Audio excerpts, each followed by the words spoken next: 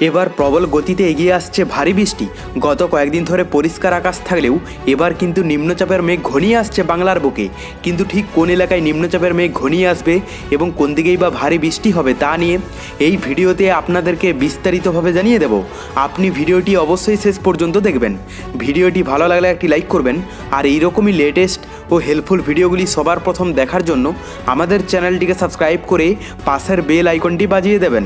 চলুন এক নজরে দেখে নেওয়া যাক। দক্ষিণ পশ্চিম বঙ্গোপসাগরের উপরে রয়েছে নিম্নচাপ অঞ্চল। তা ক্রমেই শক্তি বৃদ্ধি করে পশ্চিম এবং উত্তর পশ্চিম দিকে এগোচ্ছে।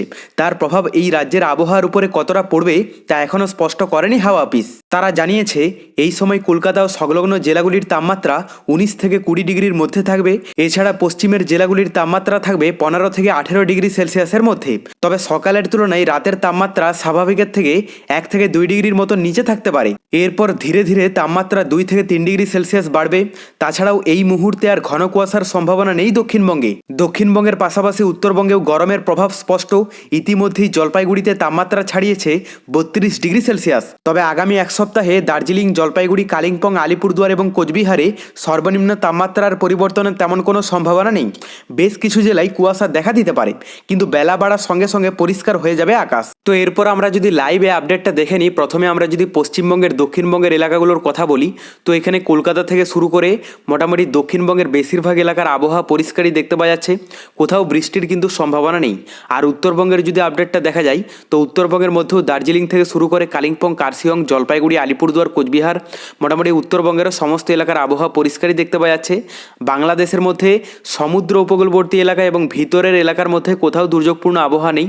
তো বলাই যায় মোটামুটি সকালের দিকটা পশ্চিমবঙ্গ সহ বাংলাদেশের সমস্ত এলাকার আবহাওয়া সম্পূর্ণ পরিষ্কার থাকবে। দুপুরের দিকে নতুন কোনো চেঞ্জেস দেখতে পাওয়া যাচ্ছে না। আপাতগতিতে সকালের মতোই থাকবে এবং রাতের দিকেও নতুন কোনো পরিবর্তন নেই।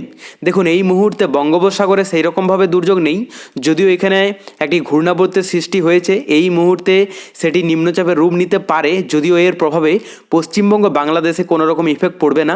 এর প্রভাব যদিও পড়ে, এখানে চেন্নাই, বেঙ্গালুরু, পুদুচেরি এই সমস্ত এলাকাগুলোতে ইফেক্ট পড়তে পারে এবং শ্রীলঙ্কা উপকূলের কাছাকাছি এলাকাগুলোতেও কিন্তু ইফেক্ট পড়তে পারে। কিন্তু পরবর্তীতে যদি এর ইফেক্টটা পশ্চিমবঙ্গ, বাংলাদেশে আসে, অবশ্যই আপনাদেরকে লাইভে জানিয়ে দেবো। এরপর আমরা তাপমাত্রাটা দেখে নেবো যে তাপমাত্রায় নতুন কোনো চেঞ্জেস এসেছে কিনা, কারণ গত কয়েকদিন ধরেই দুপুরের দিকে বিশেষ করে যে তাপমাত্রাটা অনেকাংশেই গরম বা গুমোট ভাব অনুভূত হচ্ছে, যার প্রভাবে ঠান্ডার যে ভাবটা সেটা পরিমাণে অনেকটাই কমে গেছে। তো এখানে যা দেখতে পাওয়া যাচ্ছে তাতে দক্ষিণবঙ্গের মধ্যে কলকাতাতে 32 ডিগ্রিতে চলে যাবে এবং বাদবাকি বেশিরভাগ এলাকার তাপমাত্রা থাকতে পারে 29-30 ডিগ্রির মধ্যেই। আর উত্তরবঙ্গের মধ্যে যা দেখতে পাওয়া যাচ্ছে তাতে দার্জিলিংয়ে 22 ডিগ্রি থাকবে এবং বাকি কালিম্পং, কার্শিয়ংয়ে 24 ডিগ্রি। আর এদিকে জলপাইগুড়ি, আলিপুরদুয়ার, কোচবিহারে মোটামুটি 27 থেকে 30 ডিগ্রি দেখতে পাওয়া যাচ্ছে। বাংলাদেশের মধ্যে সমুদ্র উপকূলবর্তী এলাকা এবং ভিতরের এলাকার মধ্যে বেশিরভাগ এলাকার তাপমাত্রা থাকতে পারে 28 ডিগ্রি থেকে শুরু করে 30-31 ডিগ্রি পর্যন্ত। সব থেকে বেশি থাকবে ঢাকাতে 31 ডিগ্রি। এরপর আমরা রাতের দিকে তাপমাত্রাটা দেখে নেব, কারণ এখনও পর্যন্ত পশ্চিমবঙ্গ, বাংলাদেশের অধিকাংশ এলাকা জুড়েই রাতের দিকটাতে হালকা ঠান্ডা ভাব আছে। তো এখানে যা দেখতে পাওয়া যাচ্ছে তাতে কলকাতাতে মোটামুটি 25 ডিগ্রি থাকবে এবং বাদবাকি বেশিরভাগ এলাকার তাপমাত্রা থাকতে পারে 20-21 ডিগ্রির মধ্যেই। আর উত্তরবঙ্গের মধ্যে দার্জিলিংয়ে মোটামুটি 11 ডিগ্রিতে চলে যাবে। বাদবাকি কালিম্পং, কার্শিয়ংয়ে 13 থেকে 16 ডিগ্রি দেখতে পাওয়া যাচ্ছে। আর এদিকে জলপাইগুড়ি, আলিপুরদুয়ার, কোচবিহারে 19 থেকে 21 ডিগ্রি থাকবে।